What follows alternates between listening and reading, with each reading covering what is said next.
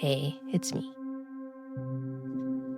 Sometimes I wonder if talking about how the universe creates anything at all can feel a bit out there. Still, I keep coming back to how these bigger ideas only matter if they help us live our lives right now. Even if something sounds spiritual or far off, it needs to always tie back to what's actually happening inside us. Nothing real is ever just theory. So let's talk about how anything is created. People use words like masculine and feminine to describe the two core principles that meet to create something new. You could just as easily call them active and receptive. These two forces are in everything. When they meet in a way that's flexible and open, something alive is born.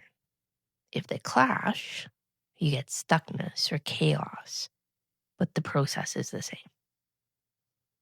When these two horses meet, whether in a loving way or in a conflicted one, there's a surge of energy that can't help but move. It's like everything funnels down to a single point where all that energy builds and sets off a chain reaction. The mind tries to picture this as something small, almost like the nucleus of an atom, but it's not physical. It's more like a burst of intention. It's energy. It's also consciousness. You can't pull the two apart. The universe is made of both at once. Every thought you have is alive with energy, and every bit of energy is an expression of some kind of consciousness. Creation isn't a one-off event. It happens through a series of moments. One thought leads to a feeling leads to an action leads to a response, and so on. Each little explosion of intention creates its own momentum, and the whole thing can start to spiral, picking up speed and power. Sometimes it gets so intense that it all converges in one tiny spot and bursts open. That's the moment when something new takes shape, even if it's just a small change in how you feel or a major shift in your life. It's hard to talk about these things without using words like big or small or time, but those don't really work here. What matters isn't the size or the timeline, it's the strength and clarity of what's being created. When your intention lines up with what's true, and there are no cross currents or mixed signals, the force behind your creation is strong and lasting. When your thoughts are muddled or pulled in different directions, the energy fizzles out before it can become much. These creative points are everywhere. They make up every cell in your body, every bit of the world you see, every shift in your relationships, your work, your health, your mood. You're surrounded by these moments of concentrated energy, and you're always creating more, whether you realize it or not. The pattern of your life, the way things feel right now, isn't random.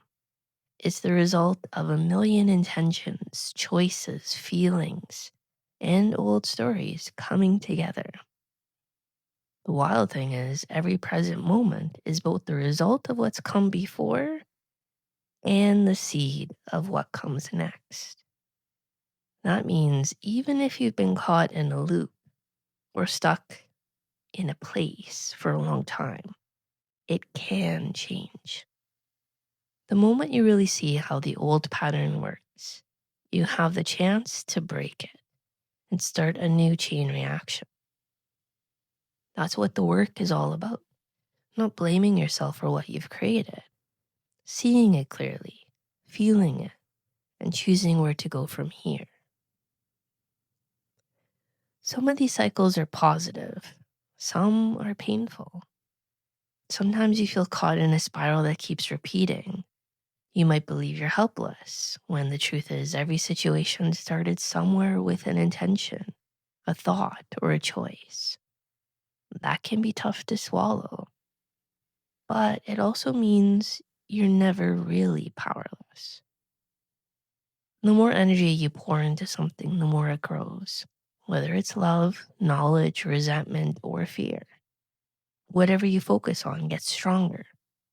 That's why it's so important to pay attention to what you're feeding, even in small moments.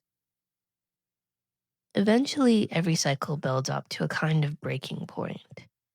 Sometimes that's a crisis or a big change, or just the moment something new pops into being. After that, the energy doesn't disappear. It reorganizes and starts a new cycle. You're always creating and recreating. Sometimes you notice the energy moving in your body or in your mood. Other times it's only obvious in hindsight when you see how a series of choices led to a certain place. Life keeps exploding and reforming, inside and out. Even tough events or losses are a kind of reset, a way for things to shift and make room for something new. It's never really the end. Even when things seem blocked or numb, the charge is still there, waiting for you to find where it got tangled up. Your work is to notice where the energy stops moving, where you've gone numb, or where you're holding back because you're scared of what might happen if you really let go.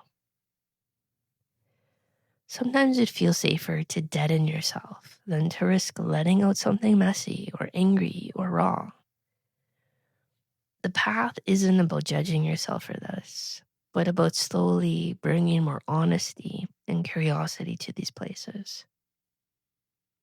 You'll go through phases.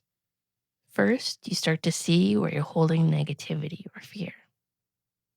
Then you let yourself own it without pretending it's not there or making it your whole identity. Next comes seeing the old belief or idea that keeps the negativity in place. And finally, when it's clear, you can choose to set a new intention and let the energy flow in a different way. It doesn't always happen in that order. It can take a while, and sometimes you'll resist waking up the numb places because you're not sure what's going to come out. And that's all okay. Trust comes as you get more honest and as you see that it is safe to feel again. I don't think it's helpful to say there's a right or wrong way to do this. Sometimes numbing is the only thing that works for a while. Sometimes even a negative explosion shakes things loose so something new can grow.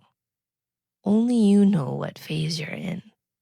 The key is to not wall yourself off from your own life out of fear or stubbornness.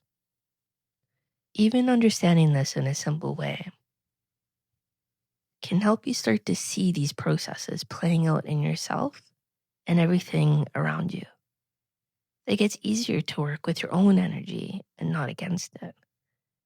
And as you keep doing this work, life starts to feel more alive, more open, more safe to be in, even when you're charged with a lot of energy.